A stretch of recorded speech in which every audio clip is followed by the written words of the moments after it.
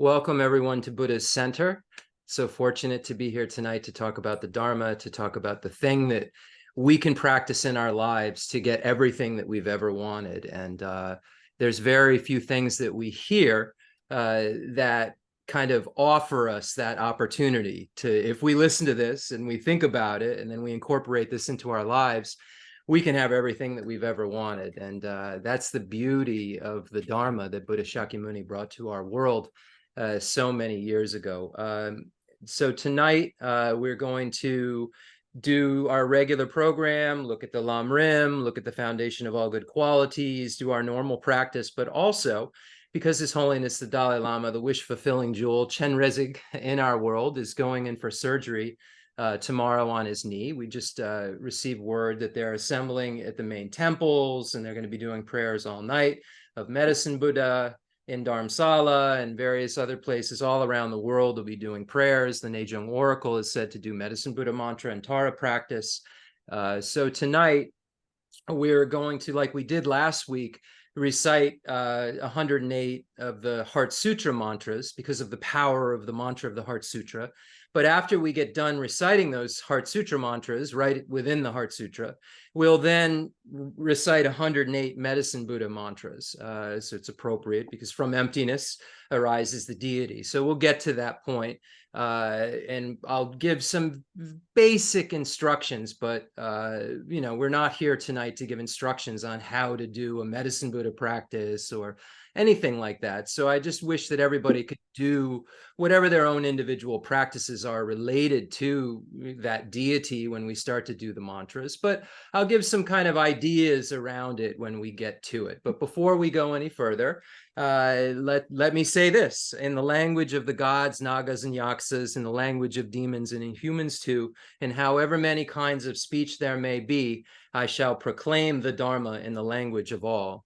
Lai ke dan le dan no jin ye zhu bon da dan mi ye ke nan dan zhe wa gun ji zhan nan ji zang ba dan che ge du da ji zhi den do. Those not attached to the pleasures of existence, and those who strive to make leisure and good fortune meaningful, and those who have faith in the path that pleases the conqueror, those fortunate ones listen with a clear mind. That's from Lama Tsongkhapa's three principal paths. And so listening with a clear mind is listening with a mind that's free from all of the negativities that we hear about when we hear about the faults of the three pots in the Lam Rim. We hear about this over and over and over again. If any of you studied with older geshes, this was one of the topics that was brought up over and over again. And this is because the information that we're receiving at teachings is the information that we're going to need to analyze and then meditate upon. We have to have the wisdom arisen from hearing and then analysis and meditation. And if we don't hear the information correctly, we won't have the exact accurate thing to analyze. And then we won't be able to accomplish our goals. We won't really know what the liberating paths and the ripening paths are.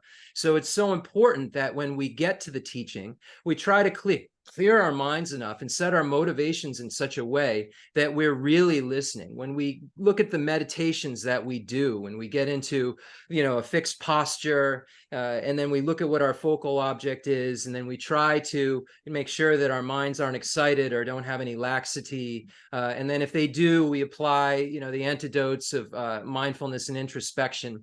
So this is the kind of thing that when we have these tools at our fingertips, and Lama Tsongkhapa talks about these tools that we use in our analytical meditation in the section on the meditation session, right after relying on the teacher in the Lam Rim Chemo, we apply these same techniques to our motivation for sitting at a teaching.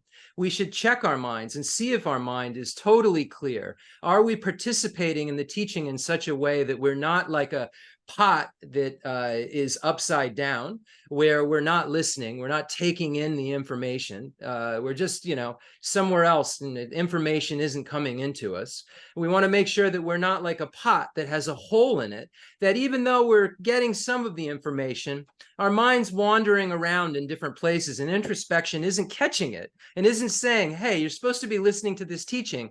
Why is your mind half here and only getting half the teaching? And if you only have half half the teaching. You can only have half the stuff to analyze.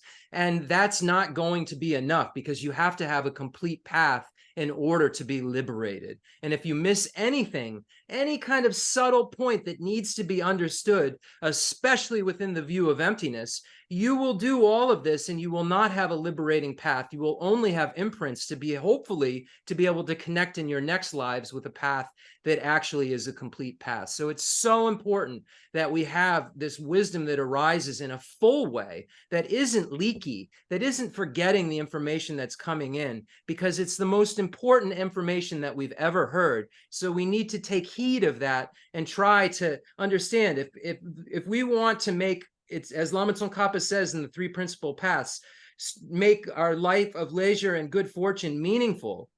We currently have the 8 leisures, and the text that we're studying right now in the foundation of all good qualities, we find this same exact sentiment made by Lama Tsongkhapa, where he says, "Bless me first to realize that the excellent life of leisure I found just this once is ever so hard to find and ever so valuable. Grant me then to wish and never stop to wish that I could take its essence night and day." And we know that the only way that we can truly take the essence of this life is if we use it for something that will have lasting meaning, that will be able to cure us of the things that we just don't want to have in our lives, cure us of our suffering, cure us of our, kind of states where we don't have the most perfect bliss that's obtainable, cure us of the states of unreliability, cure us of the states of not having perfect wisdom, perfect love and compassion, and perfect power.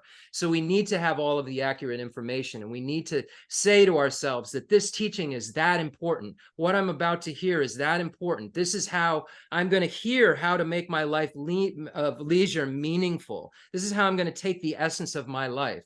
When we look at, life of leisure and opportunity in the great treatise on the stage of the path to enlightenment, right after that, it gets into this kind of handout of brochures that Lama Tsongkhapa wants us to know about, that we can, by engaging in the teaching shared in common with beings of small capacity, we can achieve a rebirth in the higher realms in our future lives. By engaging in the teaching shared in common with beings of medium capacity, we can end cyclic existence altogether. We can end samsara forever. We can end the truth of suffering forever by abandoning the origin of suffering. And by engaging in the teachings for beings of great capacity, we can achieve a complete state of Buddhahood, where we no longer have the suffering that we find in the first noble truth, because we've abandoned its origin, but we've also abandoned the subtle stains that are left over from the afflictive obstructions, called the obstructions to omniscience, and therefore we're the most reliable guides in the universe, and we've removed those things that keep us from being the most perfect, reliable guide with perfect wisdom, perfect love and compassion, and perfect power. And this is what's at stake here. Our future lives are at stake. Our future eternal freedom from suffering is at stake. And our future eternal blissful states that go from bliss to bliss to bliss as a Buddhahood, as a Buddha, go from reliable being to reliable being, and it never stops. As it's said over and over and over again, that samsara has no beginning. The state of cyclic existence of suffering, the suffering of 8 sufferings and 6 sufferings and 3 sufferings, we don't find a beginning to this, but we do find an end, because nirvana is possible, because an abiding and a non-abiding nirvana is possible, because the foe destroyer state of a hero and a solitary realizer, or a foe destroyer Buddha state, is possible. We don't have to have these types of suffering forever. And these states, because we've eradicated that which gives rise to cyclic existence, or in the case of a Buddha, not only that, but gotten rid of what gives rise to a lack of omniscience, because we have this potential to remove not only the afflictive obstructions, but also the obstructions to omniscience, because that potential is there, it's just so important to make sure that the information that we have is the accurate information. And that's the stakes that we're talking about here. This is the kind of teaching that we're talking about, a Mahayana teaching, which will allow us to remove the afflictive obstructions and the obstructions to omniscience. So we need to take heed of this teaching and listen really well. And the third type of pot that we need to abandon is the pot that's contaminated, where we come into the teaching with a closed mind, where we think we already know, where we start to say, oh, that's not really exactly the division And we spend so much time trying to make corrections, or spend so much time with our deluded kind of corrupt mind during the teaching, where we say, oh, well, this tradition, is this even the teaching of the Buddha? And we spend the whole time doing that, and we miss the essence of the teaching because our mind has come in corrupt, almost like a pot that's got excrement in it. You would never want to drink out of that. It's not a suitable vessel. Just like a pot with a hole in it isn't a suitable vessel, or a pot that's upside down isn't a suitable vessel. They all have problems with them, all these vessels. You can't pour something in that's upside down. You can't keep something in that's got a hole in it. And you really don't want to drink out of anything. It's going to corrupt the water. It's going to corrupt whatever substance you put in it. If it's got filth, if it's got excrement. And us bringing in our closed mind is like bringing in the excrement into the pot that we're trying to drink out of. And the water is the only thing that can save us in this case. It's as if we, are the only, we're dehydrated and we're so thirsty. And the only thing that can save us is water. But then we drink this water, which actually poisons us in any way. So we're headed to the right direction, but then we put this thing that can save our lives into a vessel that's full of filth. And then this contaminated vessel, sometimes they say, could have poison in it. And then when we go to drink it, even though we think that our thirst is going to be quenched, and we have this kind of temporary satisfaction of receiving something or hearing something, we will have mixed it with something messed up. And then we're going to perish or get sicker. This is what can happen if we kind of mix in this, teaching with that teaching, and we bring our view with that, and we try to kind of create something that isn't a path of abandonment. And this can be a real problem. So we have to make sure that we're applying what we're listening to our daily lives. And the only way that we can really have something that works is if we've heard it properly. So I think that makes sense to everybody. So we see how important it is in the three principal paths. And then it goes on to say, with a pure thought, definitely to emerge from cyclic existence. So it keeps talking about making sure that we have this really clear, pure, good motivation, these thoughts that are going to eventually be able to be perpetual in terms of our spiritual practice. So this is why it's so important. So I invited all sentient beings here to be my guest with that verse from the Sanchim Molam, the king of sutras, the prayer of noble conduct.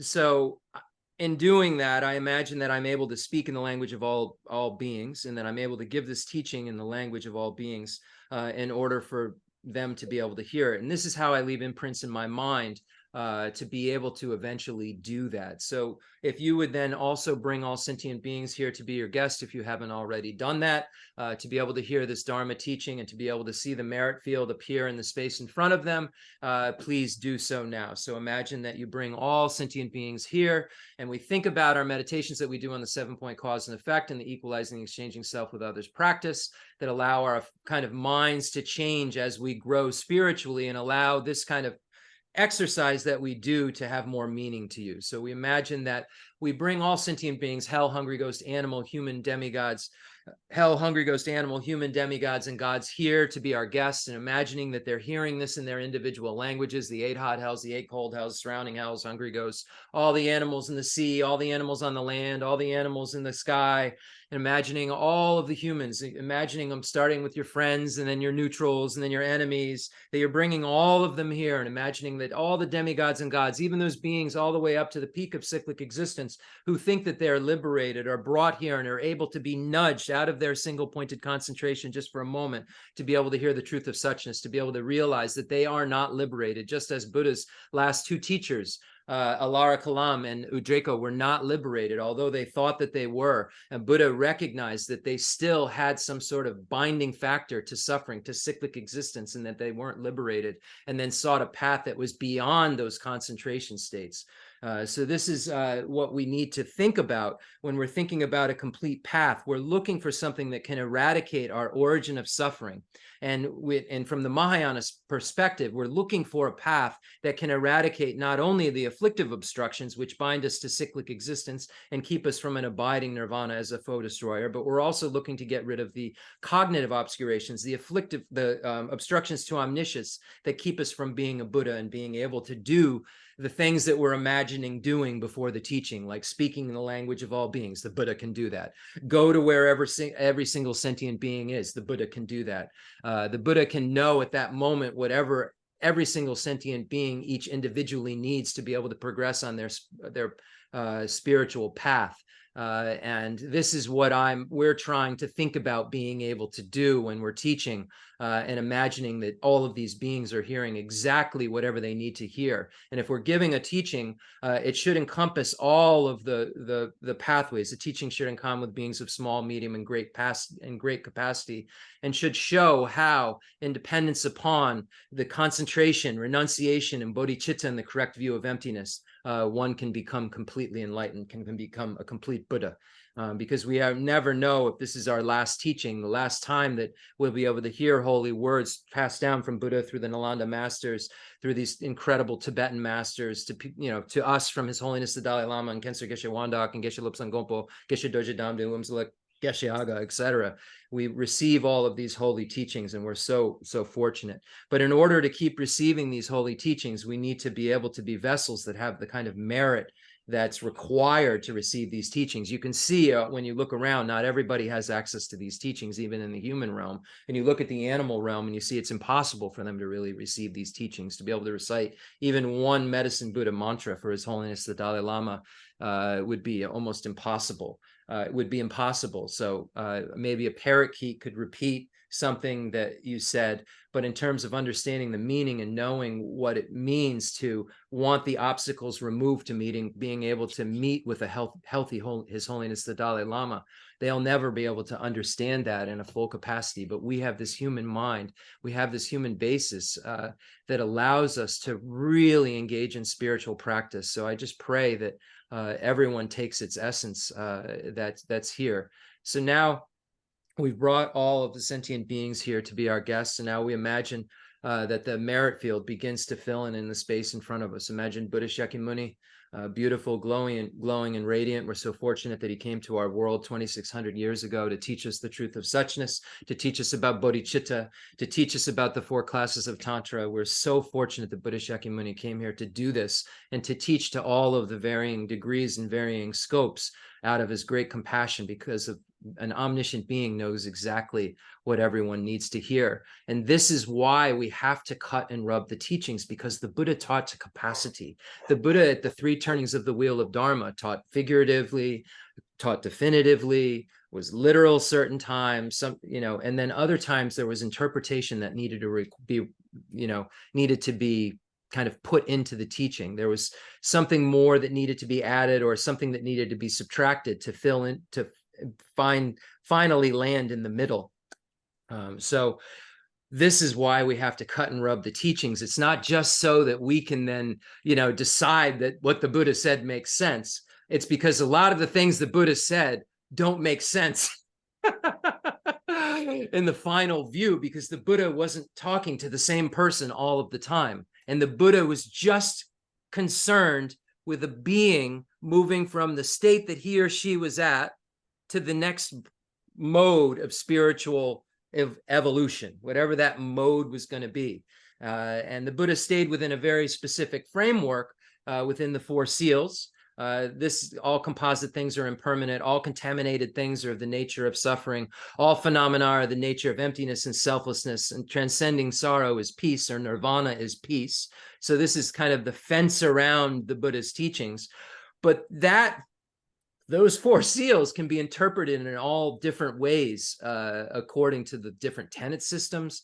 And the different tenet systems evolved from different teachings that Buddha gave to different individuals. And then they became teachers and then taught their students this specific view was the only specific view. And this is why so many different schools of Buddhism emerged. And this is why Buddha said that you have to cut and rub my teachings. And we're so so fortunate to have the final view that we can then kind of take a look at and see that it does negate these views below it. And the Buddha was about discovering the truth of suchness. If something that you're reading doesn't tally with reality because a different system negates its view or shows that it's not accurate, then the Buddha was about truth. The Buddha would say, follow that. So this is why even within Buddhism, we have to say, oh, if this is what I was previously studying, if this was the Sautrantika view or the Vaibhashika view that's very widespread, the first tenet system the Buddha taught at the first turning of the wheel of Dharma, the Vaibhashika and Sautrantika view was mainly what was taught. If I look and I see that the second turning of the wheel of Dharma, the perfection of wisdom that was taught in that, actually shows that there are certain parts of the first turning of the wheel of Dharma that, when pronounced and looked at literally, don't tally with reality, then we have to move on from what doesn't tally with reality, because that's what the Buddha was about, teaching the truth of suchness. So we have to find out what the object of negation of selflessness is. We have to understand when the Buddha said there's no true self, what does this mean? And when we look at it its vast way, it's talking about self of person and self of phenomena, and nothing inherently exists. But at the first turning of the wheel of Dharma, things were taught to inherently exist. And at the third turning of the wheel of Dharma, things were taught to inherently exist. And we have to be able to add that second turning of the wheel of Dharma, where we see that nothing inherently exists, to the first turning and the third turning of the wheel of Dharma, in order to truly understand what the Buddha was getting at. And if we're missing anything whatsoever in terms of the final view, we're still grasping at something that to exist that doesn't exist. And if we're grasping at something that doesn't exist and we think that exists, then our minds are not tallying with reality. So we have to find out how to get rid of any views that are still lingering that don't say that everything around us lacks inherent existence. Everything around us exists, yes, but nothing around us inherently exists. Nothing around us exists right within the object, or is established by way of its own character, established by way of its own defining characteristics. So we have to be able to land at this place where there's nothing left over, but we still have existence. There's nothing left over to linger around from the side of the object that gives it some thisness or thatness, even at a conventional level. We have to be able to find that the object of negation, even at a conventional level, is inherent existence of phenomena. That not only true existence, like the autonomy school would say, of the object is negated, but not inherent existence, because it's a 50-50 relationship between the subject and the object. The Prasangika school says, no way, there's no 50-50 relationship. It's just 100% subjectivity, but there's externality that comes from a collective kind of wind, and that's another longer story, but there's externality there that we're projecting. So this is something that's very, very subtle, and we have to come to the conclusion of what it means. But Buddha was so kind to come to this world and give us a chance to find what the object of negation is. What is it that we see in everything, in everything, ourselves and everything else that isn't ourself? What is it that we see in all of these things that's wrong? We have to find out what that is, because we're not only thinking in a way that kind of, believes it's wrong, but we're seeing it wrong. And this is the thing that makes it so easy to buy into objective existence from the object's own side without requiring just the subject to merely designate it as this or that. And it's so obvious when you just use the idea of a shoe, and my dog, seeing it as a toy. We see subjective designation. The dog can't wear it on his or her foot, but I can. In my sphere, that's a shoe I put on my foot. In the dog's sphere, that's a toy, something to chew on. It's certainly not, in my dog's mind, something to put on their foot to walk around with.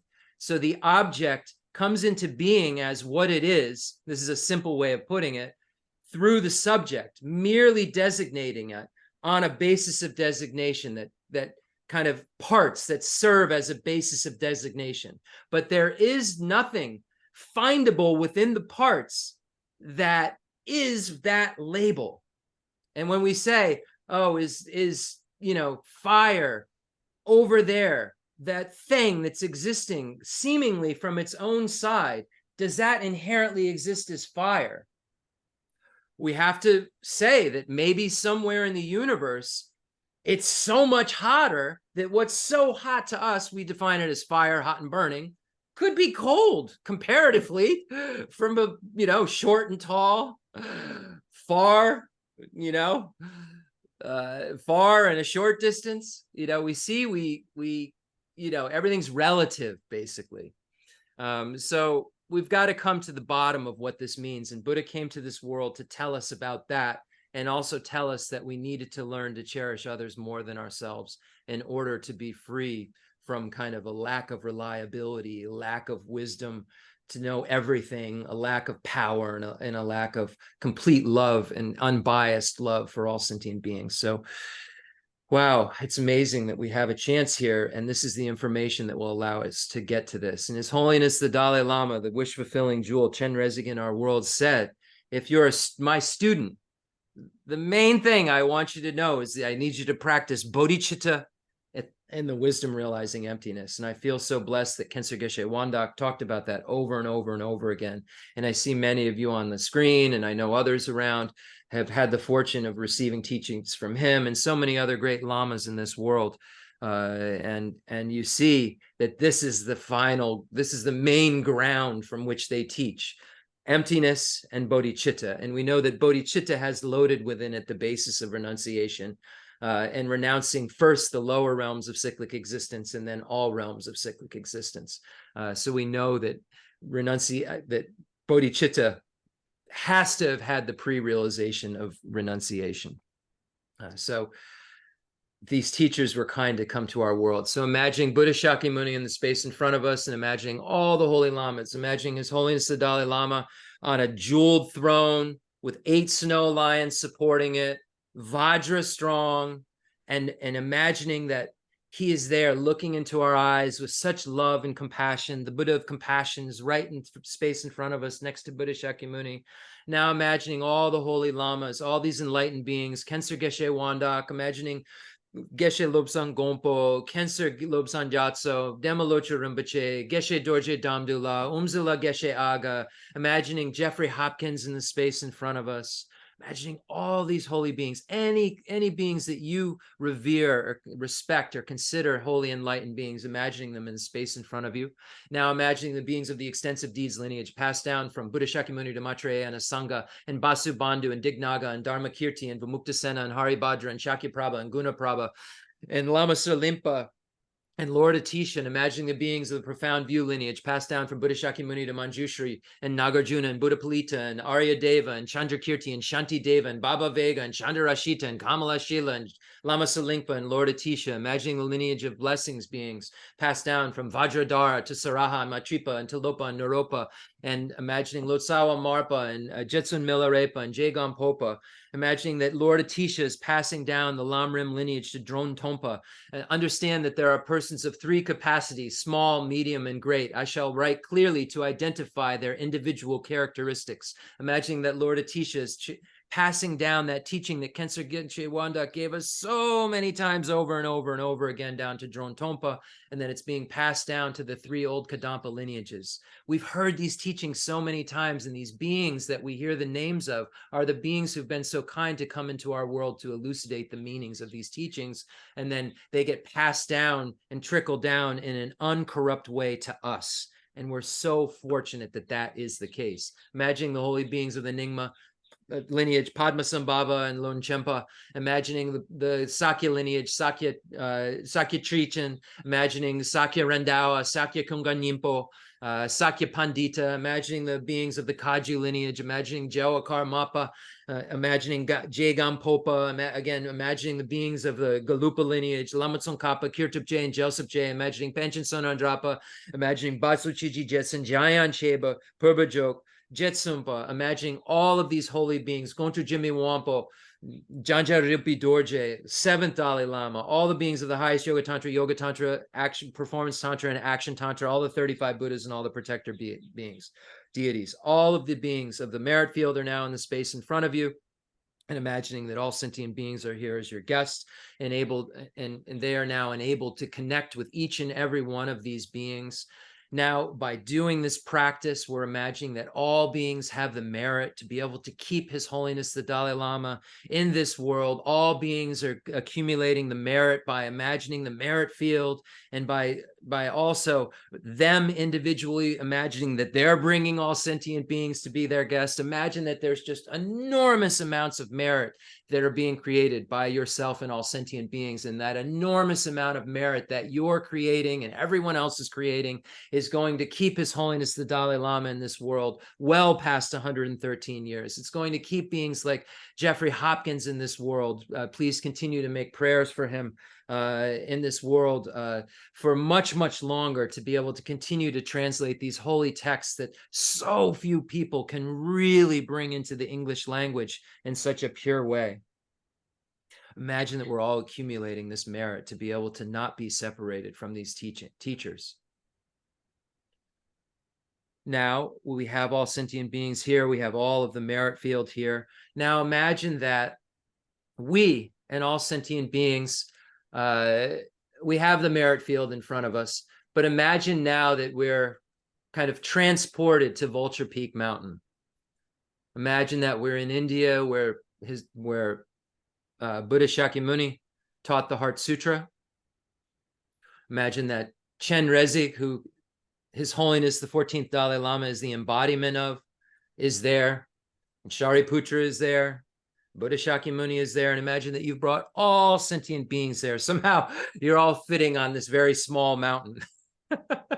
Just imagine that just everybody can fly up into space, just like Shantideva was able to fly up and get onto this preposterous throne that others prepared for him. Imagine that all sentient beings can just be right there at Vulture Peak Mountain with you in order to hear this Heart Sutra, to be able to hear the truth of suchness, to be able to hear implicitly what the 5 paths are, and to explicitly hear about the emptiness of all phenomena.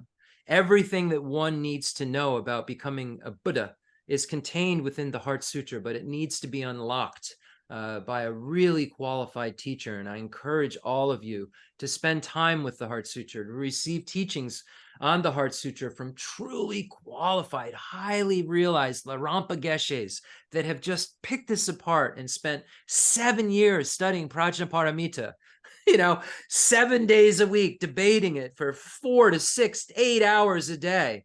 And I encourage all of you to find those teachers, seek them out, and find out what explicitly is being taught here, the Madhyamaka Prasangika view of emptiness, the emptiness of all phenomena, that things are merely a projection from the mind, are merely nominally designated on parts which serve as a basis of designation, but there's nothing from the object side, no intrinsicality, no inherent existence from the object side. There's merely designation onto a basis of designation. And this is what the Heart Sutra will teach us, that things exist, but they don't exist the way that you think they do. And because you think that they exist in such a concrete, inherent way, independent way, you decide to assign values to things that they can't possibly kind of hold up to. You find things that are pleasant that can't possibly be so pleasant to be so pleasant, and things that can't possibly be so horrible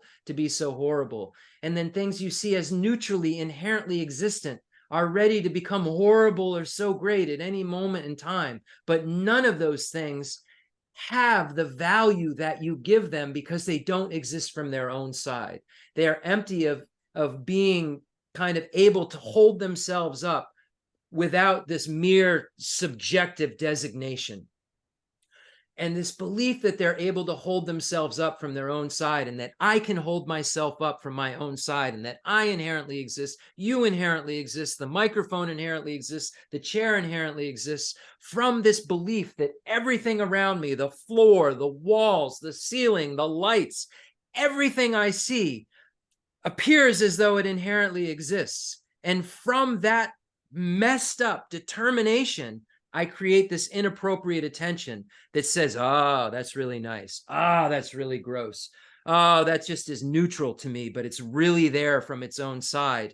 And then based on this kind of inappropriate determination that I make in my mind that comes from a faulty premise, I then become attached. I then hate things. I then have pride about myself. I then, because of this bifurcation of myself and other, I have this kind of separate idea that I'm more important than you, but you inherently exist. So there's something I can get from you, I'm drawn to you. If there's something that you do that kind of makes me feel as though my ego is in some way kind of messed up, even if you're trying to help me, I push you away. And this is because I grasp at myself and everything around me isn't being inherently existent. Everything. I've like almost come out of the womb without a shot unless I have this incredible laser, this incredible sword to cut the root of ignorance. And that incredible sword is only one sword that will cut the root of ignorance. There's only one liberating path, and that's the Madhyamaka view of emptiness. You can realize the selflessness of a person, of a permanent, unitary, independent self.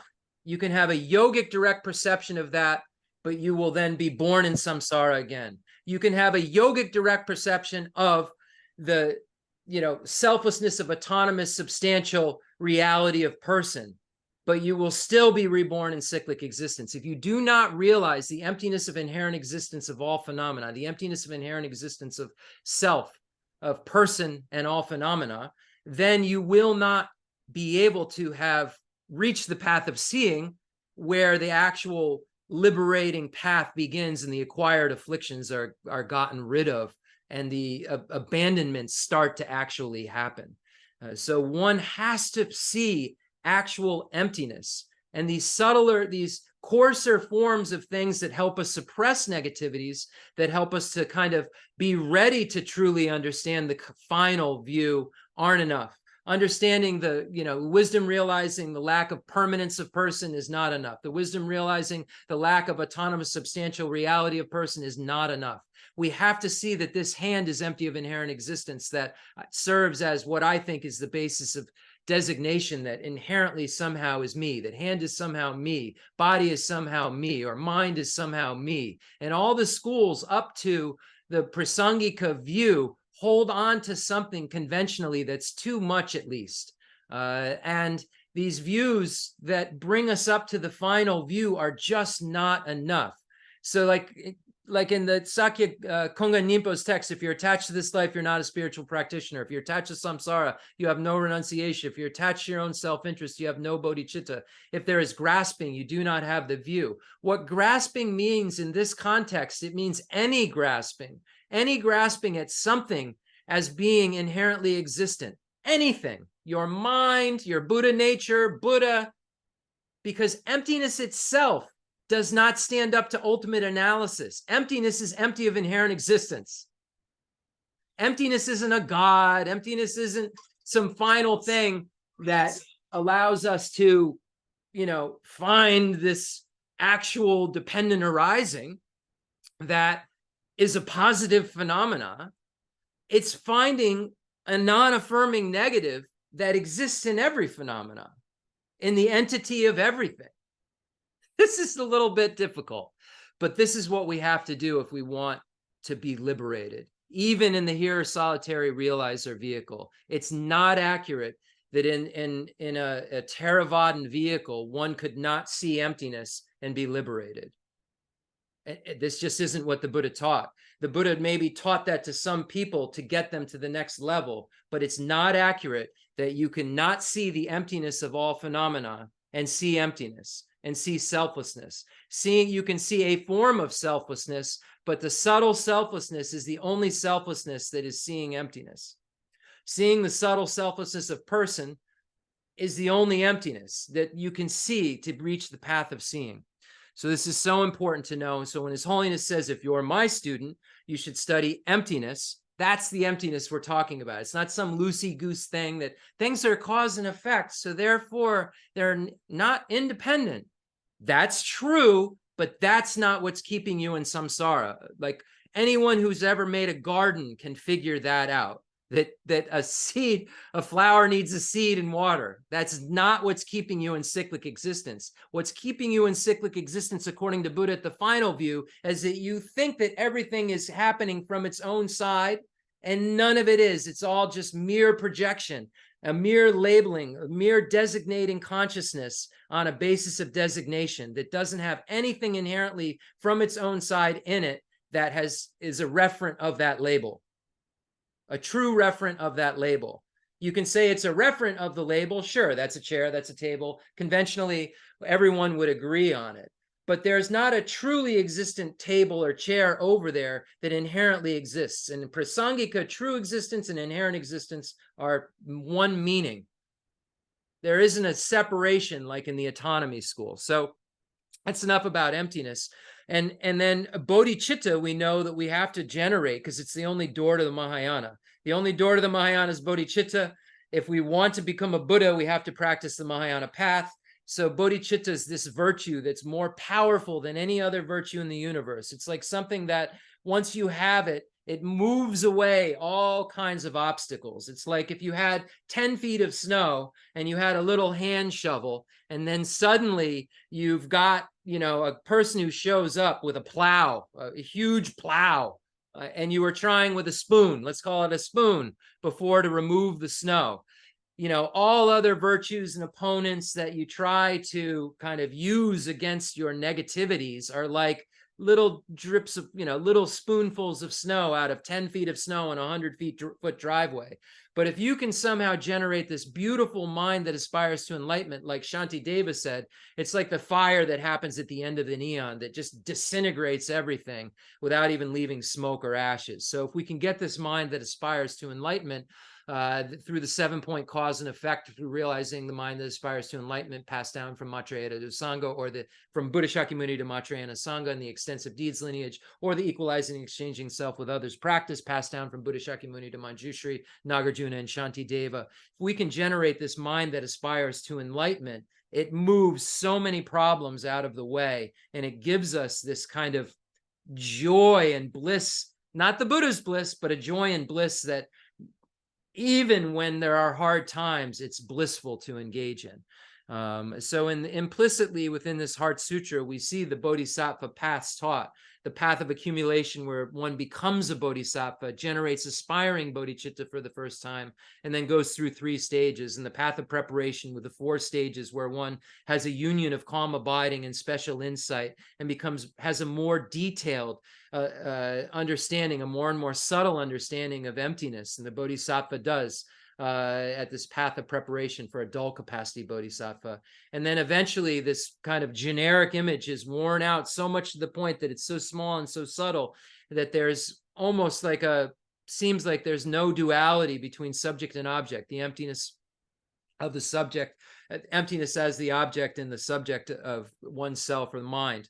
And then one then has a direct perception of emptiness and reaches the path of seeing.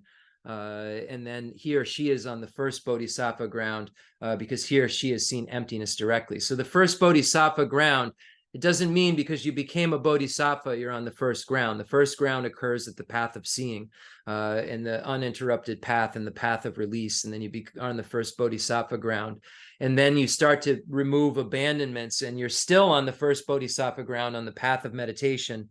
And then you move to the 2nd, 3rd, 4th, 5th, 6th, and 7th ground, and then the 3 pure grounds where you get rid of the obstructions to omniscience. This is all occurring on the path of meditation. And then the resultant ground of no more learning, where you then you become a Buddha and you no longer have afflictive obstructions and obstructions to omniscience. So this is the pathway that occurs, but it begins with this bodhicitta. It's what allows you to get rid of the subtle self-cherishing attitude, which keeps you along with the stains of ignorance from being omniscient and having perfect wisdom, power, love, and compassion. So what we're going to do tonight is we'll recite this Heart Sutra and then up to the mantra. And then once we get to the Heart Sutra mantra, we're going to then do 108 Heart Sutra mantras. in order to remove our obstacles from being able to meet with His Holiness the Dalai Lama, to have His Holiness the Dalai Lama walk right up to us without having any kind of knee problem. We need the merit. The Buddha of compassion is okay. It's our merit that declines, and then we see our teachers leave. Or our teachers we aren't able to see our teachers, or there's just some obstacles to our time to being able to be around our teachers. It's not just them, having problems walking that keep us from our teachers, not being able to get to where they are, etc. So we have to realize that what can we do? We're imagining that all sentient beings are engaging in this Heart Sutra with us. The Heart Sutra is the truth of suchness. It's the most powerful, it's the definitive teaching of the Buddha. There's nothing that can be pronounced that means more than the Madhyamika Prasangika view that cuts the root of cyclic existence when realized. So we're reciting this to be able to imagine that all sentient beings' minds are accumulating this wisdom and accumulating this merit through reciting this, so that everyone can meet with holy teachers, and no one is kept from the Buddha of compassion. No one is kept from the Buddha of compassion walking right up to him or her. And the way that we can ourselves make sure that we always have access to these holy beings is to have the merit that's necessary for it to occur. In order for the moon to shine, and to reflect off bodies of water, there have to be bodies of water to reflect the moon. Likewise, in order for the teachers to show themselves in this world, in order for Chen Rezig to emanate in this world, there has to be a mind to kind of reflect it. There has to be a being who has the merit and everything accumulated enough to be able to be that body of water to reflect a teacher who could walk right up to us, or to teach us the truth of suchness with such ease that we could just have teachers all around us, like His Holiness the Dalai Lama. So when we pray for removal of obstacles, it's our obstacles that we really need to remove. So this is something that I just want to talk about as much as possible, so that we recognize that we have to accumulate merit. We're so fortunate that these beings are emanating in our world, but they are under the kind of not control, but subject to the law of cause and effect. And if we don't have the conditions necessary to meet with a teacher can't break the law of karma and come meet with us. That's why it's so important for us to practice what our teachers have taught us, to engage in these things so that we realize what they've realized, so that we can actually, be ready for our future lives. It says in the in the Sanchi Molan, the same prayer where I say, may I speak in the language of all beings. In my successive lives, through death and through rebirth, may I always renounce this worldly life. May I recall my previous births. Will I remember what I'm doing now? And to be able to create a next life that's like that, I have got to get to work and do a lot. And I need to make sure that I have enough merit to be able to be surrounded by truth all of the time, and be surrounded by good beings, be surrounded by people who are of equal spiritual level or greater than me, so that my qualities don't decline. Because when we surround ourselves with folks who are, bad behavior, or, just consider that this stuff isn't important, we tend to kind of move downward instead of taking the high road.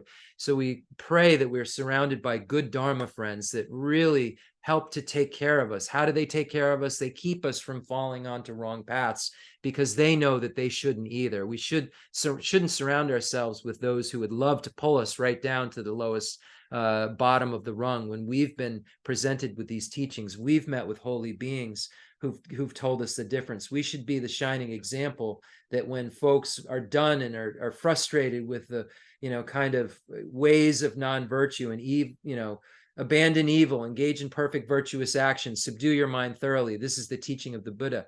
When those around us who are maybe acting in ways that we know that we don't want to hang around with, when they see us as a good example, they may say, hey, my mind is out of control. I need to subdue my mind. How do I do that? And I've seen this occur. So I just pray that everyone puts these teachings into effect and doesn't take this, as His Holiness says in the book that we're studying, like it's a history lesson, or it's just something that we're learning and we have some facts that we can talk about. These are facts that are kind of the owner's manual to our mind and to our own continuum. And this is the only way that we're going to be able to really do anything of significance, is if we just practice what these teachers have taught us. So the Sutra of the Heart of Transcendent Knowledge. So again, imagining that you and all sentient beings are in Rajagriha at Vulture Peak Mountain. Chenrezig, Buddha Shakyamuni, Shariputra are there. Chenrezig and Shariputra are put under the spell by Buddha Shakyamuni, and then they engage in this question and answer session about the truth of suchness. Yeah, I think that's all I want to say about that. Just remember, as we recite this Heart Sutra mantra, because we're going to be doing it 108 times, just remember that, so you have Teata Om. The Om has 3 syllables, Auma, body, speech, mind. The Buddha has achieved perfect body, speech, and mind through going through the 4 paths to achieve the path of no more learning, the 5th path. So the Buddha has a pure Om. We don't have a pure Om. How do we get a pure Om? We go gate, gate, paragate, parasamgate. So we can use this as we get more and more familiar with it to say, oh, the path of accumulation. What would that take? That take for me to get bodhicitta. Do I have bodhicitta yet? Oh, no, I don't have bodhicitta yet. I'm not a bodhisattva. Okay, so I haven't even entered the path of accumulation. Well, what's the Hinayana path of accumulation? Where does that start? Renunciation. I don't even have renunciation. So I claim to be a Mahayanist. I claim to practice the great vehicle, but I don't have that which would even get me into a state of, with the motivation, into an abiding nirvana. And I don't have that which would be the foundation necessary from which to get bodhicitta. So then I say, okay, well, do I then day and night think about getting out of the lower realms of cyclic existence that we find in the small scope? Do I do that? Do I day and night look at my mind and try and not engage in the 3 non-virtues of the body, 4 non-virtues of the speech, and 3 non-virtues of the mind? Am I watching my mind like this? Am I going for refuge, 3 times in the morning and 3 times at night? Am I trying to do all of these things that we find in the introductory section of the teachings? And if I'm not, it's either because I'm not interested, I'm just wearing this like a necklace, or my mind's not calm enough to really, really approach these things. So the Buddha told us all kinds of stuff about ourselves. And if we read it, and if we want to be honest, we'll use it as a mirror to see who we are and what we can become. And that's what the Buddha came to tell us. This is who you are, and this is what you can be. You can be like me, perfect. But right now you're not, which is okay, because I wasn't either. That's the beauty of the Dharma. The Sutra of the Heart of Transcendent Knowledge. Thus have I heard once. The Blessed One was, so last thing about going back to the mantra. So when you're reciting this mantra, Teata Om Gate Gate, Paragate, Parasangate, Bodhisoha, try to invoke the meaning of the mantra. Try to think that you're with all sentient beings and you're hearing it like you're in a stadium. Teata Om Gate Gate. Feel male voices, female voices, strange voices, just like, you hear all sentient beings reciting this mantra around you. Imagine that all this merit's being created, all this power is being created to keep these holy beings in the world, to keep His Holiness the Dalai Lama from being unable to walk right up to you. And each and every sentient being that's reciting this mantra.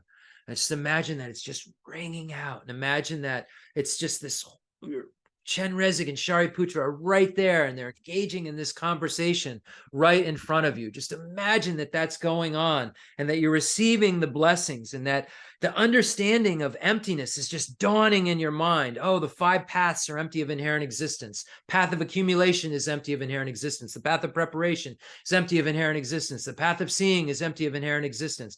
The path of meditation is empty of inherent existence. The path of no more learning is empty of inherent existence. The Buddha is empty of inherent existence. This action is empty of inherent existence. I am empty of an inherent existence. Heart Sutra is empty of inherent existence. The merit field is empty of inherent existence, but everything conventionally exists. Wow, that is profound, and that is not something you hear on every street corner. Wow, so fortunate.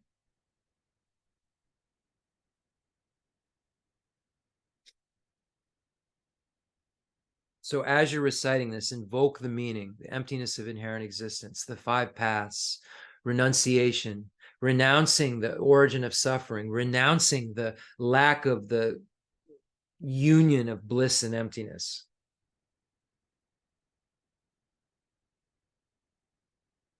Sutra of the Heart of Transcendent Knowledge.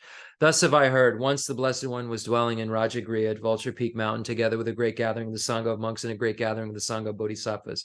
At that time, the Blessed One entered the samadhi that expresses the Dharma called profound illumination. At the same time, noble Avalokiteshvara, the Bodhisattva Mahasattva, while practicing the profound Prajnaparamita, saw in this way. He saw the 5 skandhas to be empty of nature.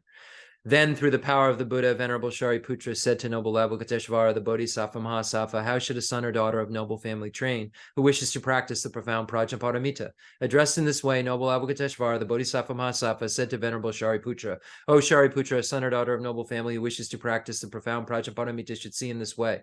Seeing the 5 skandhas to be empty of nature. Form is emptiness. Emptiness also is form. Emptiness is no other than form. Form is no other than emptiness. In the same way, feeling, perception, formation, and consciousness are emptiness. Thus, Shariputra, all dharmas are emptiness. There are no characteristics, there is no birth and no cessation, there is no impurity and no purity, there is no decrease and no increase.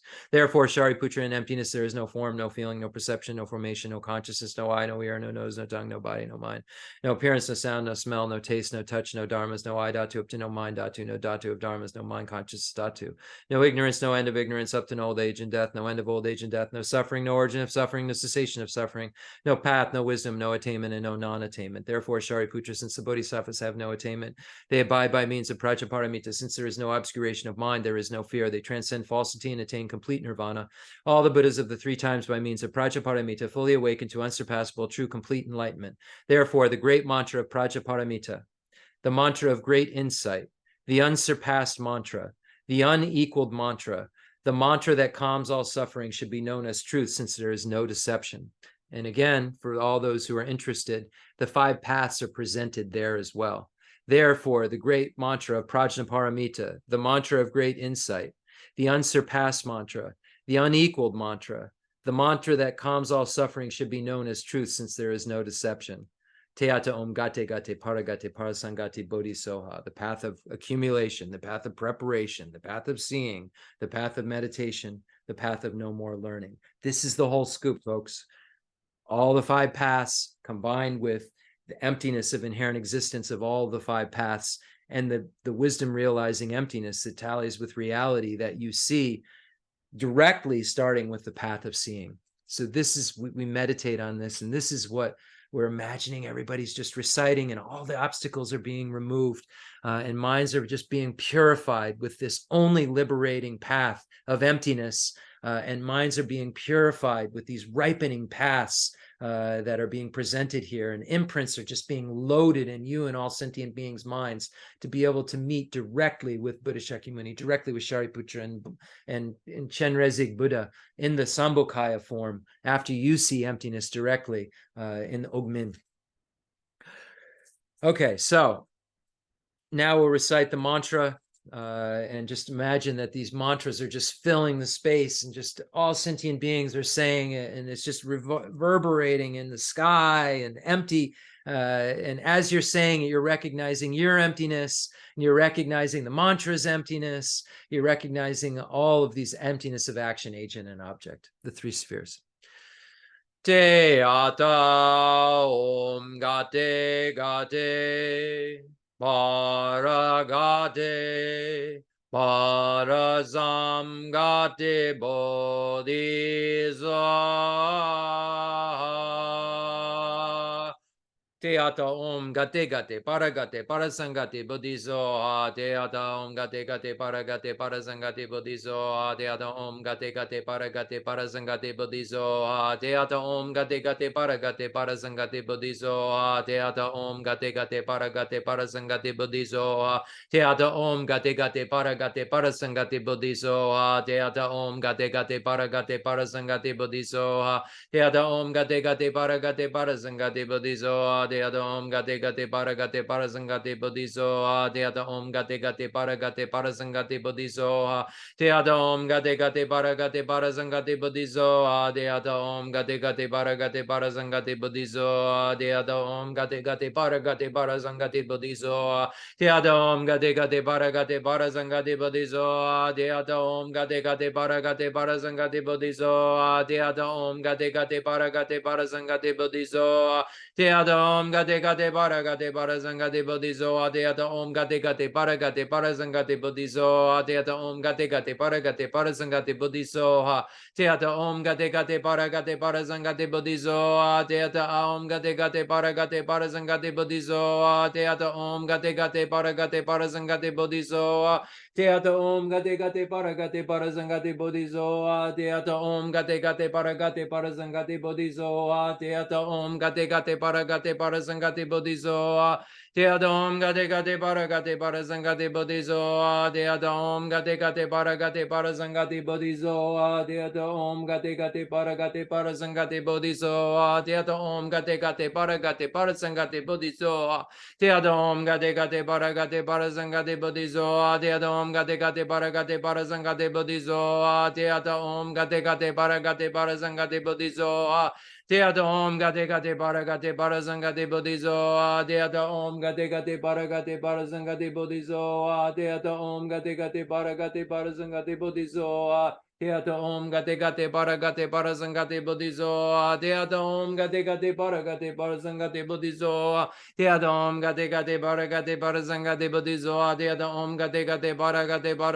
Bodhisoha Teata Om Gate Gate Paragate Parasangate Bodhisoha Teata Om Gate Gate Paragate Parasangate Bodhisoha Teata Om Gate Gate Paragate Parasangate Bodhisoha Teata Om Gate Gate Paragate Parasangate Bodhisoha Teata Om Gate Gate Paragate Parasangate Bodhisoha Teata Om Gate Gate Paragate Parasangate Bodhisoha Teata Om Gate Gate Paragate Parasangate Bodhisoha Teata Om Gate Gate Paragate Parasangate Bodhisoha Teata Om Gate Gate Paragate Parasangate Bodhisoha Teata Om Gate Gate Paragate Parasangate Bodhisoha Teata Om Gate Gate Paragate Parasangate Bodhisoha Teata Om Gate Gate Paragate Parasangate Bodhisoha Teata Om Gate Gate Paragate Parasangate Bodhisoha Teata Om Gate Gate Paragate Parasangate Bodhisoha Teata Om Gate Gate Paragate Parasangate Bodhisoha Teata Om Gate Gate Paragate Parasangate Bodhisoha Teata Om Gate Gate Paragate Parasangate Bodhisoha Teata Om Gate Gate Paragate Parasangate Bodhisoha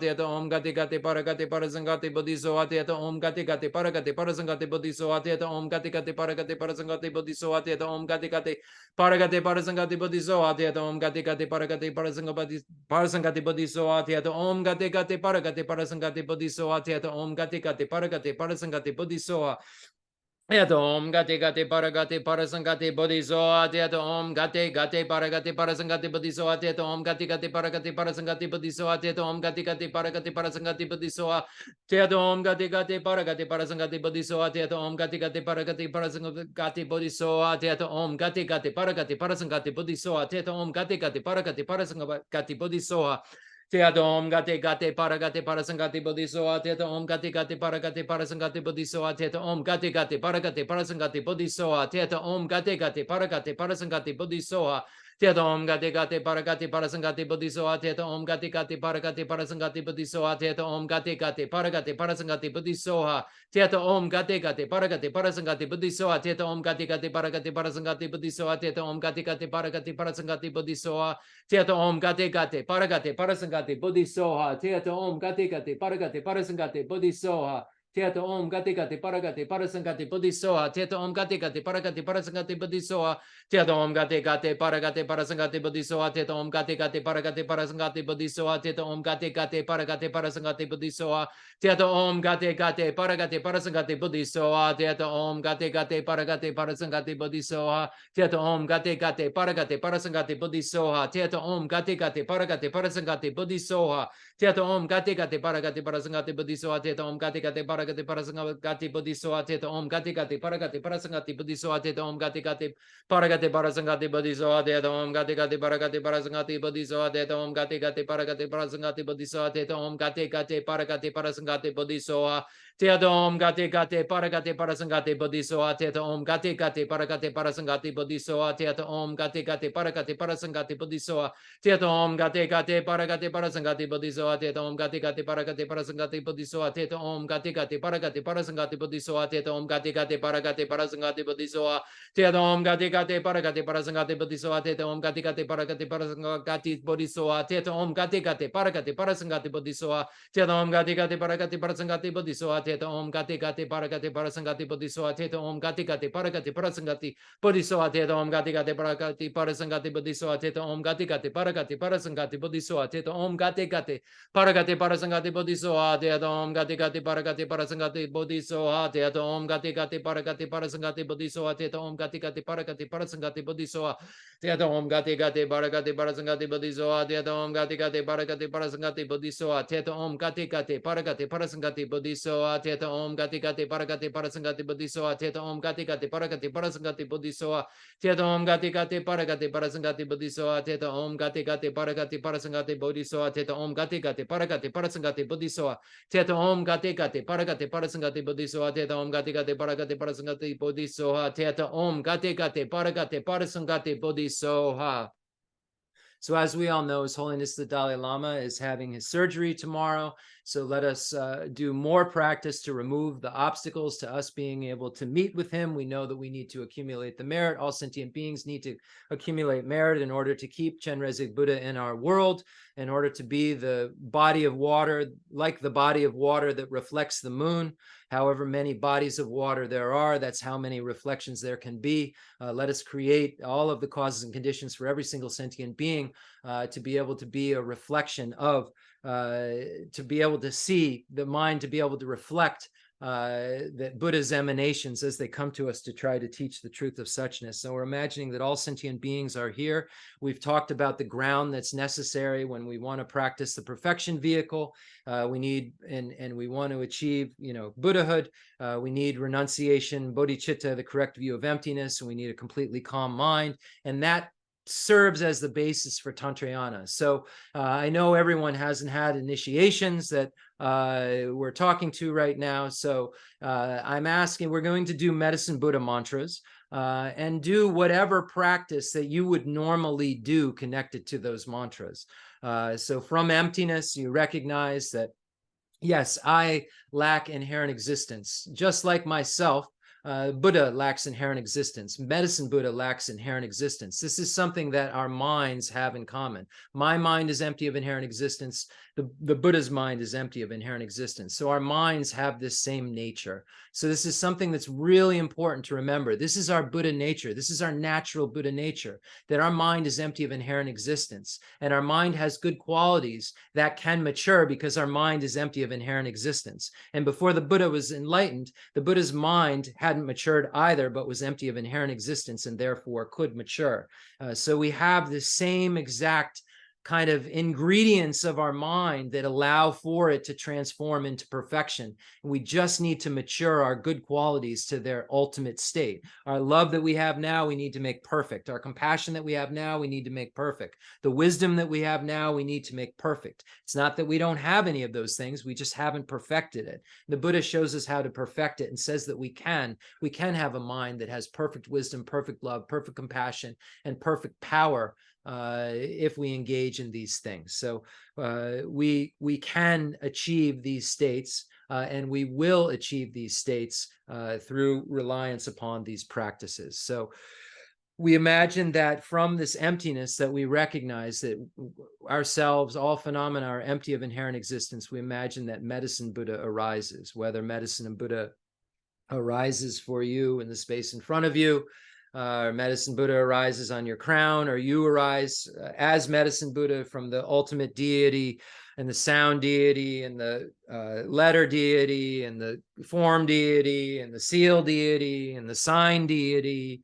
However, you'll know what I'm talking about if you practice Aksha Tantra. So however it is that you see this deity generate, depending on if you've had an initiation, not had an initiation, but don't imagine yourself as the deity if you have not had the initiation, the permission to generate yourself as the deity. This is the only point that I'm making as we do these mantras. If you haven't had the initiation of Medicine Buddha, just imagine that Medicine Buddha is on your crown, or Medicine Buddha is in the space in front of you, and you can imagine that light rays and nectars are going out to all the gurus, Buddhas, and bodhisattvas and making offerings to all the merit fields. And then all kinds of rains of blessings are coming down on you and all sentient beings. And imagine that all the obstacles are being removed to meeting with His Holiness the Dalai Lama, to being able to see Jeffrey Hopkins in front of us. All of these obstacles are being removed.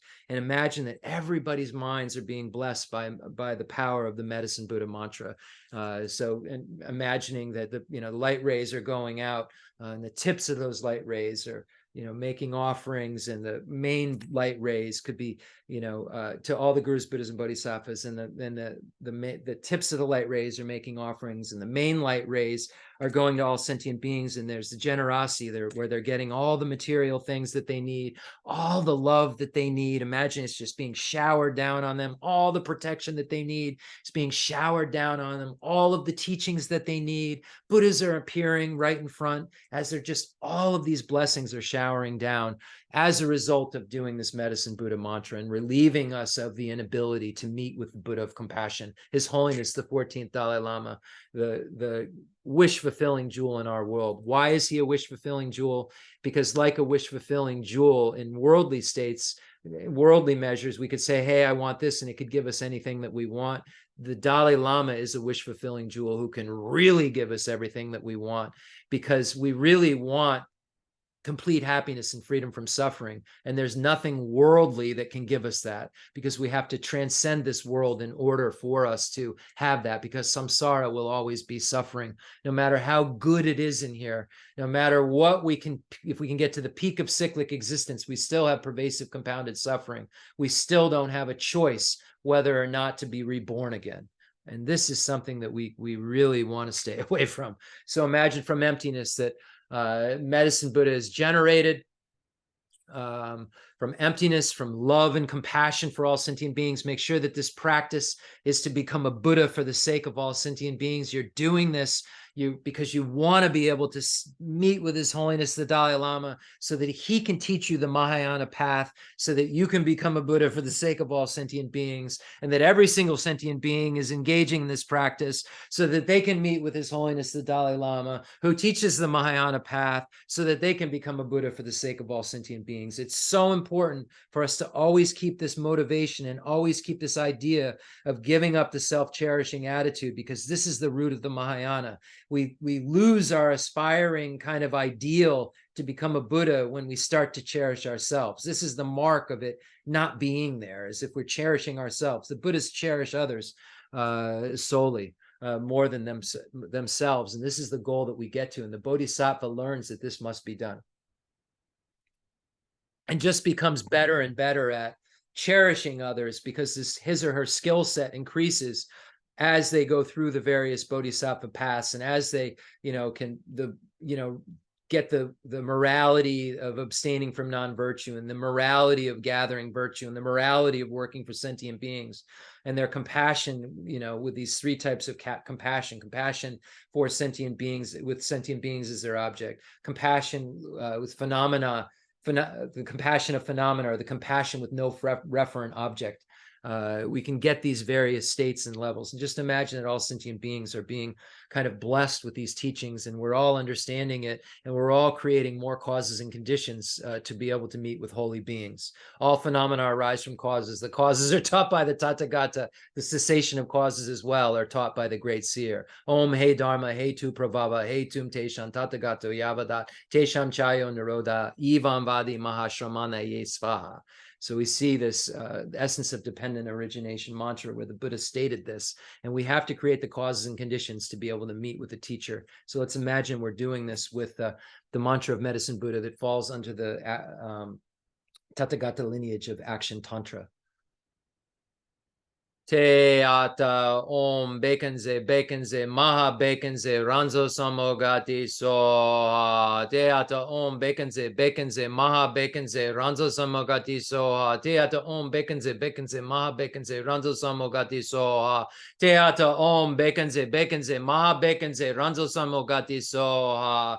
Te ata om bekenze maha bekenze ranzo samogati soha. Te ata om bekenze maha bekenze ranzo samogati soha. Te ata om bekenze maha bekenze ranzo samogati soha. Te ata om bekenze maha bekenze ranzo samogati soha. Te ata om bekenze maha bekenze ranzo samogati soha. Te ata om bekenze maha bekenze ranzo samogati soha. Te ata om bekenze maha bekenze ranzo samogati soha. Te ata om bekenze maha bekenze ranzo samogati soha. Te ata om bekenze maha bekenze ranzo samogati soha. Te ata om bekenze maha bekenze ranzo samogati soha. Te ata om bekenze maha bekenze ranzo samogati soha. Te ata om bekenze maha bekenze ranzo samogati soha. Te ata om bekenze maha bekenze ranzo samogati soha. Te ata om bekenze maha bekenze ranzo samogati soha. Te ata om bekenze maha bekenze ranzo samogati soha. Te ata om bekenze maha bekenze ranzo samogati soha. Te ata om bekenze maha bekenze ranzo samogati soha. Te ata om bekenze maha bekenze ranzo samogati soha. Te ata om bekenze maha bekenze ranzo samogati soha. Te ata om bekenze maha bekenze ranzo samogati soha. Te ata om bekenze maha bekenze ranzo samogati soha. Te ata om bekenze maha bekenze ranzo samogati soha. Te ata om bekenze maha bekenze ranzo samogati soha. Te ata om bekenze maha bekenze ranzo samogati soha. Te ata om bekenze maha bekenze ranzo samogati soha. Te ata om bekenze maha bekenze ranzo samogati soha. Te ata om bekenze maha bekenze ranzo samogati soha. Te ata om bekenze maha bekenze ranzo samogati soha. Te ata om bekenze maha bekenze ranzo samogati soha. Te ata om bekenze maha bekenze ranzo samogati soha. Te ata om bekenze maha bekenze ranzo samogati soha. Te ata om bekenze maha bekenze ranzo samogati soha. Te ata om bekenze maha bekenze ranzo samogati soha. Te ata om bekenze maha bekenze ranzo samogati soha. Te ata om bekenze maha bekenze ranzo samogati soha. Te ata om bekenze maha bekenze ranzo samogati soha. Te ata om bekenze maha bekenze ranzo samogati soha. Te ata om bekenze maha bekenze ranzo samogati soha. Te ata om bekenze maha bekenze ranzo samogati soha. Te ata om bekenze maha bekenze ranzo samogati soha. Te ata om bekenze maha bekenze ranzo samogati soha. Te ata om bekenze maha bekenze ranzo samogati soha. Te ata om bekenze maha bekenze ranzo samogati soha. Te ata om bekenze maha bekenze ranzo samogati soha. Te ata om bekenze maha bekenze ranzo samogati soha. Te ata om bekenze maha bekenze ranzo samogati soha. Te ata om bekenze maha bekenze ranzo samogati soha. Te ata om bekenze maha bekenze ranzo samogati soha. Te ata om bekenze maha bekenze ranzo samogati soha. Te ata om bekenze maha bekenze ranzo samogati soha. Te ata om bekenze maha bekenze ranzo samogati soha. Te ata om bekenze maha bekenze ranzo samogati soha. Te ata om bekenze maha bekenze ranzo samogati soha. Te ata om bekenze maha bekenze ranzo samogati soha. Te ata om bekenze maha bekenze ranzo samogati soha. Te ata om bekenze maha bekenze ranzo samogati soha. Te ata om bekenze maha bekenze ranzo samogati soha. Te ata om bekenze maha bekenze ranzo samogati soha. Te ata om bekenze maha bekenze ranzo samogati soha. Te ata om bekenze maha bekenze ranzo samogati soha. Te ata om bekenze maha bekenze ranzo samogati soha. Te ata om bekenze maha bekenze ranzo samogati soha. Te ata om bekenze maha bekenze ranzo samogati soha. Te ata om bekenze maha bekenze ranzo samogati soha. Te ata om bekenze maha bekenze ranzo samogati soha.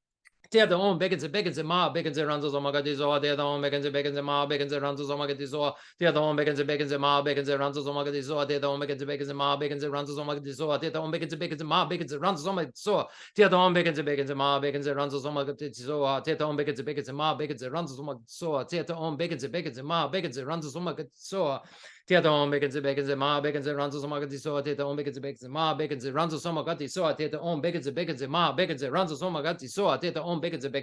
maha bekenze ranzo samogati soha. Te ata om bekenze maha bekenze ranzo samogati soha. Te ata om bekenze maha bekenze ranzo samogati soha. Te ata om bekenze maha bekenze ranzo samogati soha. Te ata om bekenze maha bekenze ranzo samogati soha. Te ata om bekenze maha bekenze ranzo samogati soha. Te ata om bekenze maha bekenze ranzo samogati soha. Te ata om bekenze maha bekenze ranzo samogati soha. Te ata om bekenze maha bekenze ranzo samogati soha. Te ata om bekenze maha bekenze ranzo samogati soha. Te ata om bekenze maha bekenze ranzo samogati soha. Te ata om bekenze maha bekenze ranzo samogati soha. Te ata om bekenze maha bekenze ranzo samogati soha. Te ata om bekenze maha bekenze ranzo samogati soha. Te ata om bekenze maha bekenze ranzo samogati soha. Te ata om bekenze maha bekenze ranzo samogati soha. Te ata om bekenze maha bekenze ranzo samogati soha. Te ata om bekenze maha bekenze ranzo samogati soha. Te ata om bekenze maha bekenze ranzo samogati soha. Te ata om bekenze maha bekenze ranzo samogati soha. Te ata om bekenze maha bekenze Ranzo Samagati so Ate Om Bekenze Ma Bekenze Ranzo Samagati so Ate Om Bekenze Ma Bekenze Ranzo Samagati so Ate Om Bekenze Ma Bekenze Ranzo Samagati so Ate Om Bekenze Ma Bekenze Ranzo Samagati so Ate Om Bekenze Ma Bekenze Ranzo Samagati so Ate Om Bekenze Ma Bekenze Ranzo Samagati so Ate Om Bekenze Ma Bekenze Ranzo Samagati so Ate Om Bekenze Ma Bekenze Ranzo Samagati so Ate Om Bekenze Ma Bekenze Ranzo Samagati so Ate Om Bekenze Ma Bekenze Ranzo Samagati so Ate Om Bekenze Ma Bekenze Ranzo Samagati so Ate Om Bekenze Ma Bekenze Ranzo Samagati so Ate Om Bekenze Ma Bekenze Ranzo Samagati so Ate Om Bekenze Ma Bekenze Ranzo Samagati so Ate Om Bekenze Ma Bekenze Ranzo Samagati so Ate Om Bekenze Ma Bekenze Ranzo Samagati so Ate Om Bekenze Ma Bekenze Ranzo Samagati so Ate Om Bekenze Ma Bekenze Ranzo Samagati so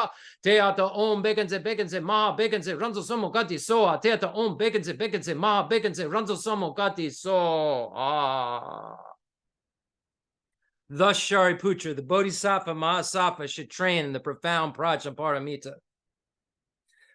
Then the Blessed One arose from that samadhi and praised noble Avalokiteshvara, the Bodhisattva Mahasattva, saying, "Good, good, O son of noble family. Thus it is, O son of noble family. Thus it is. One should practice the profound Prajnaparamita just as you have taught, and all the Tathagatas will rejoice."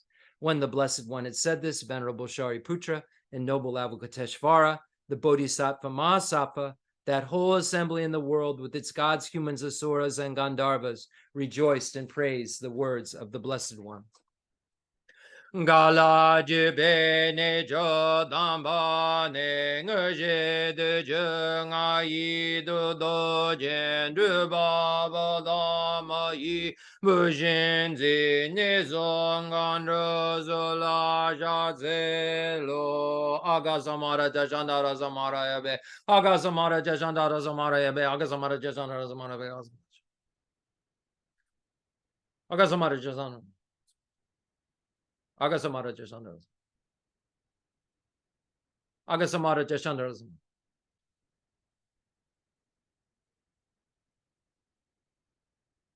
Agasamara Jashandara Samaraya Beteata Om Gate Gate Paragate Parasangate Bodhi Soha Baba Gonja Sanji Gai Dembe Doji Shi Loba Doji Meba Doji Shiwa Doji Jagi Baji Medebi Shitanji Shidingo Yezo Gerenda Jaji Jawada Mide Neve Jandawada Tumba Junjin Bunzon Joji Daji De Janden Da De Lejo.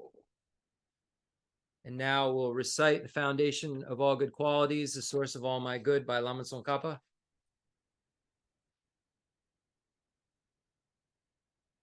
The source of all my good. And we know that this text is divided into various categories: the category of meeting with the teacher, the category of taking the essence of the life, the category of wanting the obstacles to be removed in future lives from meeting with good spiritual friends and so forth, and and then the final dedication that in all of our lives we're never separated from perfect teachers, and that we fulfill all of the stages and paths that are necessary to reach the state of Dorje Chang, to reach the state of Vajradhara. So Pabonka Rinpoche divides it into these 4 separate categories that we go over, and beginning, with, we see the teacher. So the source of all my good is my kind Lama, my Lord. Bless me first to see that taking myself to him in the proper way is the very root of the path, and grant me then to serve and follow him with all my strength and reverence. So that deals with how you rely on a teacher. And then Pabonka Rinpoche says, now we get into what you do once you found a teacher. You make sense out of the fact that you have to take advantage of this life. And there's certain things that you can do with this life that you never knew before you could do until you found a teacher. A teacher shows you that you can achieve higher realm rebirth. You can achieve freedom from samsara. You can achieve unsurpassable, true, complete Buddhahood, and dependence upon the teachings shared in common with beings of small, medium, and great capacity. You can achieve these individual results of each of these scopes, and all of the final realizations will require all of the previous things that are in common in order for it to be realized. So you find a teacher and realize that, wow, this is what I need to do with my life. This is the only thing that's important. I must take the essence, and this is the next section that Pabunka Rinpoche says, well, what do you do with this life? You engage in the teachings for beings of small, medium, and great capacity. This is how you take advantage of this life. And that's what Lama Tsongkhapa says in the Great Treatise on the Stage of the Path to Enlightenment, right after the section on leisure and opportunity. He explains these in a rough way, the three categories of beings, and shows you can do all of this. You, right from where you're sitting, can begin to make a mind that turns into a mind that thinks like this text, a mind that has the realization of a Buddha, of perfect love, compassion, skillful means, power, wisdom, all of those perfections, and just knows exactly what to do and how to do it and when to do it, is the most reliable guide for all sentient beings, and has fulfilled all of his or her aims and all of sentient beings' aims simultaneously upon becoming a Buddha, because all sentient beings need is a Buddha to teach them so that they can become a Buddha, so that they can teach other sentient beings how to become a Buddha. And that's all other sentient beings will need, is another Buddha. So bless me first to realize that the excellent life of leisure I found just this once is ever so hard to find and ever so valuable. Grant me then to wish and never stop to wish that I can take its essence night and day. How do I take its essence? Well, here I begin with the teaching shared in common with beings of small capacity. And I see death and impermanence. I find out about karma and its results. And I find out that if I engage in non-virtuous actions, I'll be born in the lower realms. And I renounce those actions which give rise to rebirth in the lower realms, and try to engage in every good, every virtue that I may. And we find this in common in all of the teachings of Buddha. We find this kind of common idea that our mind is the chief and precedes everything all. A virtuous mind gives rise to happiness. A non-virtuous mind gives rise to suffering. And as Lama Tsongkhapa says, and these things follow behind like a shadow. And in the Dharmapada, the sayings of Buddha, it says, the mind is the chief and precedes them all. If with an impure mind one acts or speaks, misery follows, like a cart following the ox. Mind is the chief and precedes them all. If with a pure mind one acts or speaks, happiness follows, like a shadow that never leaves. My body and the life. Now back to Tsongkhapa. So that was the Buddha's Dharmapada. Now back to Tsongkhapa. My body and the life in it are fleeting as the bubbles in the sea froth of a wave. Bless me first thus to recall the death that will destroy me soon, and help me find sure knowledge that after I've died, the things I've done, the white or black, and what those deeds will bring to me, follow always close behind, as certain as my shadow. Grant me then ever to be careful to stop the slightest wrongs of the many wrongs we do, and try to carry out instead each and every good of the many that we may. Why? Because like our shadow, or like a cart, our non-virtues follow us and make us suffer. Our virtues follow us and make us have happiness. Therefore, so that I can predict my future and have one that I like, may I engage in virtue and abandon non-virtue, so that I can have a human basis again if I don't get it right this time, so that I can eventually end suffering altogether and eventually become a Buddha for the sake of all sentient beings. So here, this is the small scope section. And this is where you learn how to have a good next rebirth, how to renounce the lower realms. If you're attached to this life, you're not a spiritual practitioner. You learn how to not be attached to this life and kind of abandon the, clinging to this life to look towards something better, so that you can evolve spiritually, because this life's results are kind of already kind of cooked in. So that you then start acting wisely and looking towards the future you really have control over. Bless me to perceive, now we get into the medium scope. Bless me to perceive all that's wrong with the seemingly good things of this life. I can never get enough of them. They cannot be trusted. They are the door to every pain I have. Grant me then to strive instead for the happiness of freedom. Grant that these pure thoughts may lead me to be watchful and to recall what I should be doing. Grant me to give the greatest care to make the vows of morality the essence of my practice. They are the root of Buddha's teaching.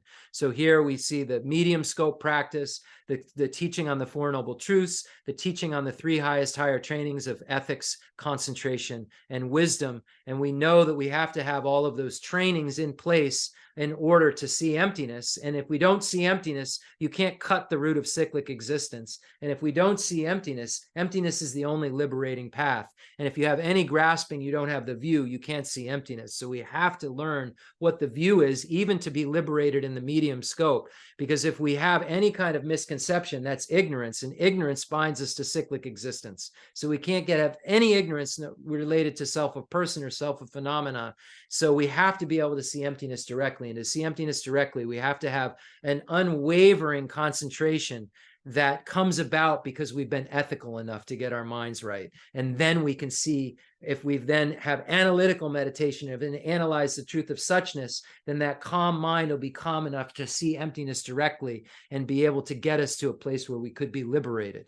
And now we see, oh, I have all kinds of suffering because we've learned the Four Noble Truths. And I have 8 sufferings, I have 6 sufferings, I have 3 sufferings in the Lamrim. Everyone around me that I love has these too. So I'm saying, grant me to keep that these pure thoughts may lead me to be watchful, to recall what I should be doing. Grant me to give the greatest care to make the vows of morality the essence of my practice. They are the root of Buddha's teachings. Now, just like I must do this, just like I see what suffering is, and I know what the origin is, and I need to practice the 3 highest higher trainings, everyone I love and everyone I've forgotten that I love is in this same predicament. I have slipped and fallen into the sea. Now we get into the great scope. So I'm going to read the rest of it through. This is the great scope related to the perfection vehicle. I have slipped and fallen into the sea of this suffering life. Bless me to see that every living being, everyone my own mother, has fallen into. Grant me then to practice the wish for enlightenment, to take on myself the task of freeing them all. Bless me to see clearly that the wish itself is not enough, for if I am not well trained in the 3 moralities, I cannot become a Buddha. Grant me then a fierce resolve to master the Bodhisattva vows. Grant that I may quickly gain a path where quietude and insight join together, one which quiets my mind from being distracted to wrong objects, the other which analyzes the perfect meaning in the correct way.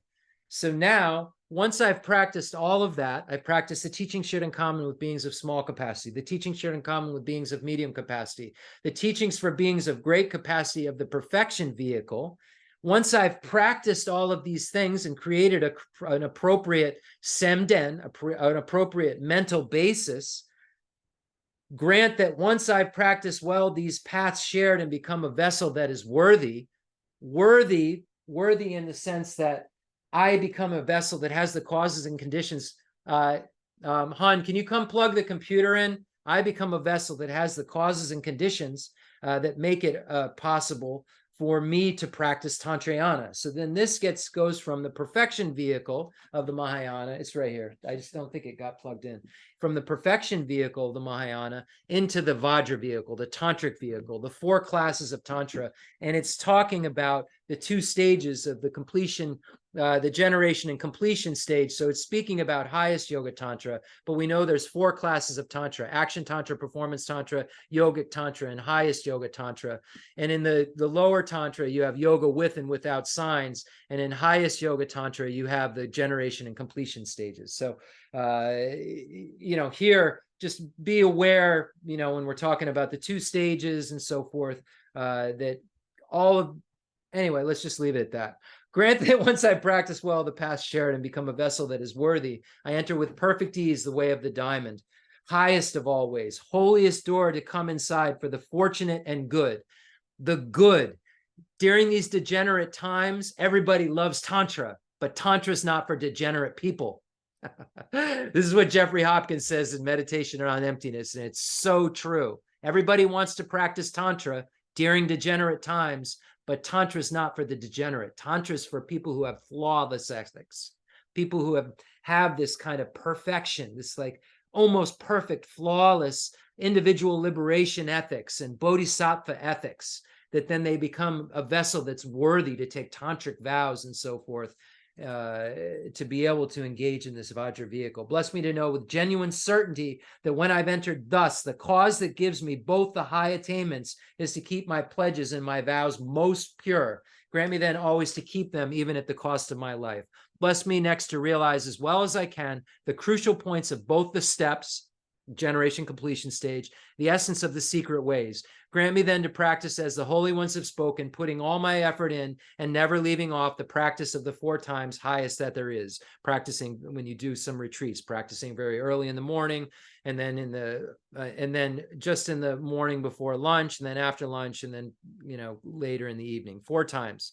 The practice of the 4 times. 4 times during the day, to you break your day up into 4 segments and do these practices, and this for retreats and so forth.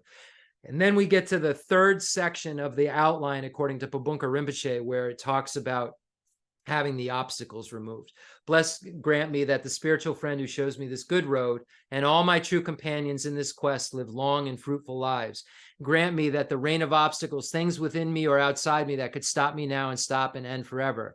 My obstacles are stopping me from having a spiritual friend who shows me this good road. It's not the spiritual friend's obstacles. It's my obstacles. So we're making a prayer to have my obstacles removed. We're doing medicine Buddha practice to have my obstacles removed so I can meet with His Holiness the Dalai Lama. We're reciting the Heart Sutra mantra so that we have our obstacles removed so that we can meet with His Holiness, so that we have the ripening and liberating paths, so that we can in our lives in the future remember these lives and continue our spiritual progress. This is the stakes that we're talking about. We don't want to go through all this work and then in our next life just have no connectivity to this. So we must practice so that we make sure that we have connectivity to this, that it's firmly planted in our mind and we've habituated ourselves to this so strongly that it just, our throwing karma and our completing karma are saturated with this kind of thought. So that we have nothing that keeps us from this path, nothing that keeps us from the Dalai Lama in all of our lives, nothing that keeps us from Khensur Geshe Wangdak in all of our lives. I see one of Tenzin Chunzum, one of Khensur Geshe Wangdak's students long before any of us knew Khensur Geshe Wangdak, studying all of the texts with him in his room at Namgyal Monastery. Such a holy thing. We want to meet with these teachers. We want to see Khensur Geshe Wangdak again. And we will if we create continuity, if we create this connection to our future lives by firmly planting this very strong, this semshuk, this very strong mind that is solid with the Dharma.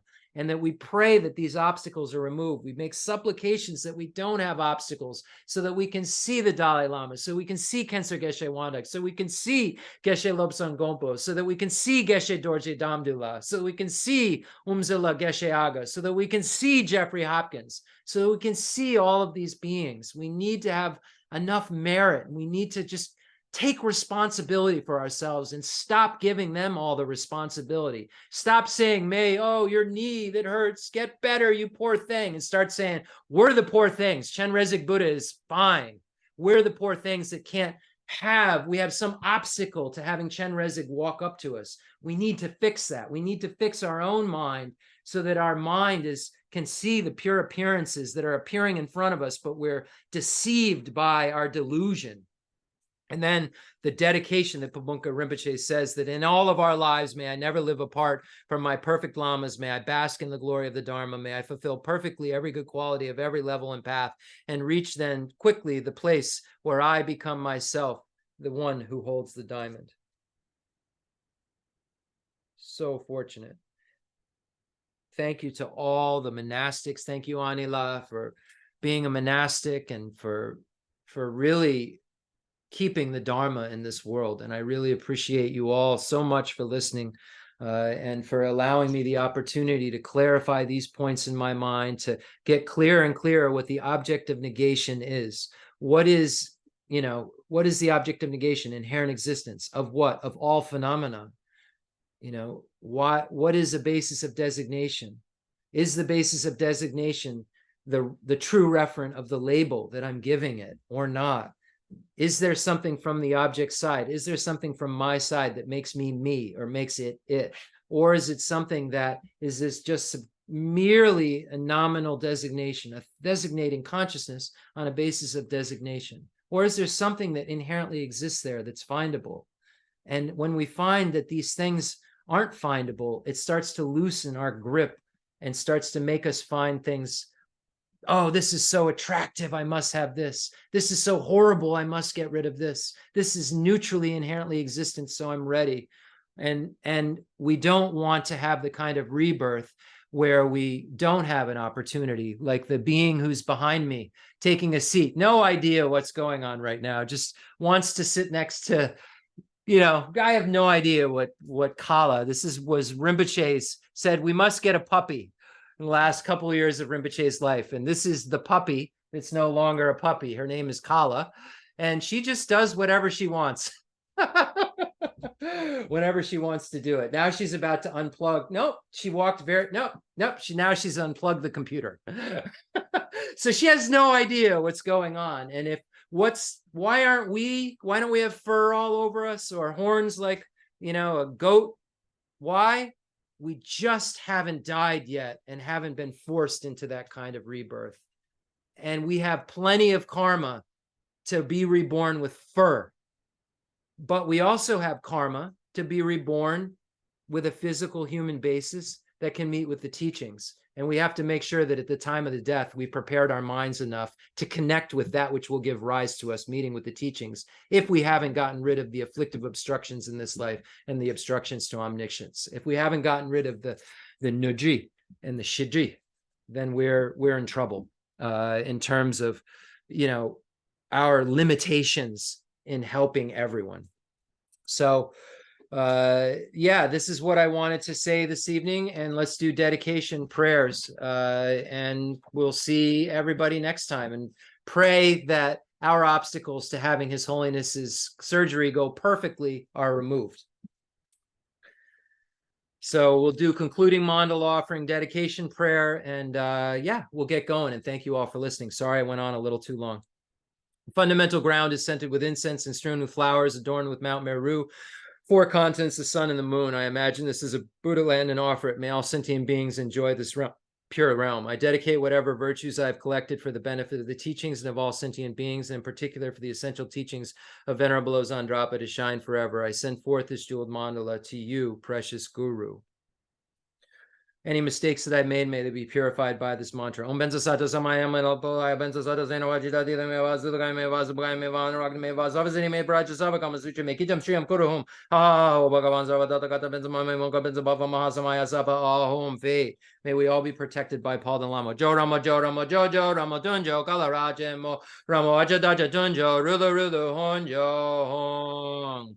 I dedicate all this virtue to emulate the knowledge of the hero Manjushri and likewise Samanta Bhadra as well. With whatever dedication is praised to Supreme by all the conquerors who traverse the 3 times, I also dedicate all my roots of virtue for the sake of auspicious deeds. Prayer